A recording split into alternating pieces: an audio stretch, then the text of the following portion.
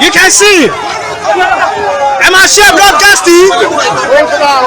Osha Baba is live here in Osun State.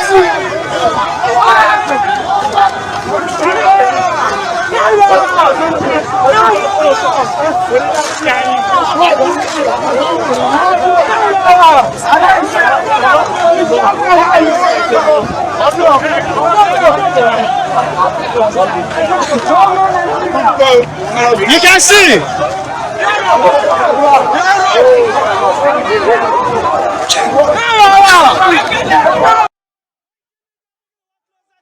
Osha Baba, as you can see, live here in Osun State.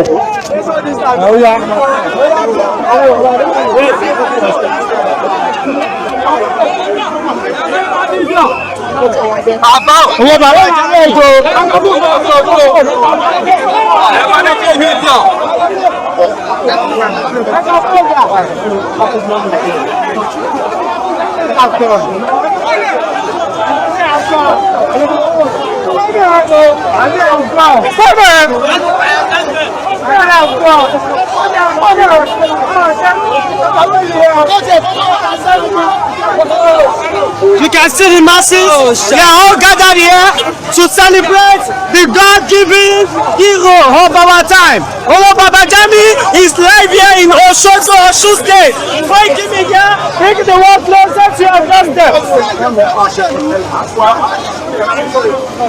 Yoruba nation is possible.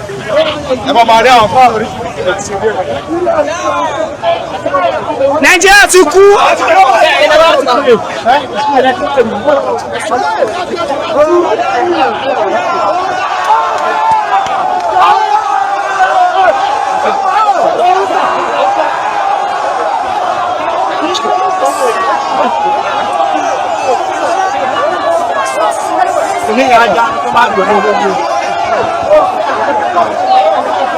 I share broadcasting.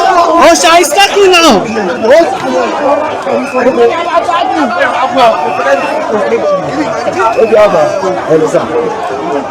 Oh, Abadami.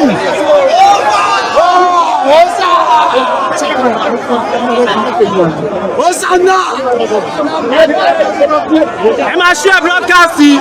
Igboho Osha live now. Mo tún fẹ́ rán yín létí ẹ̀yin ọmọ Yorùbá nítorí pé àjọ jùmọ̀ ṣe Yorùbá nation yìí ni rally tó ń bọ̀ lọ́nà yìí ó máa la àmì láka.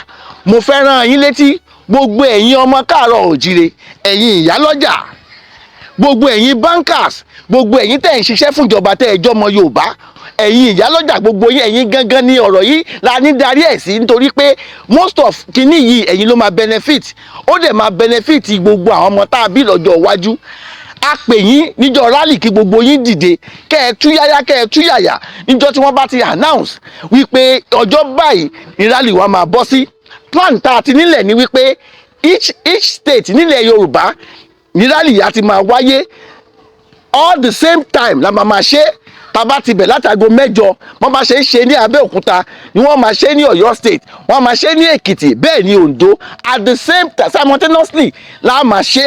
Mo rọ̀ gbogbo yín pátápátá kẹ́ ẹ dìde kẹ́ ẹ túyáyá láti jáde fún rally Yorùbá nation. Peaceful rally ni o, peaceful rally. A rọ̀ ìjọba Nàìjíríà wípé ẹ fún wa láyè láti fi ẹ̀hónú wa hàn kí gbogbo àgbáyé rí wípé àwa ti ṣe tán o láti fi Nàìjíríà sílẹ̀ láti gba Yorùbá nation. tí mo mọ̀ wípé Yorùbá nation shall surely stand one day. Ó dàbọ̀, ó dìgbà kan náà.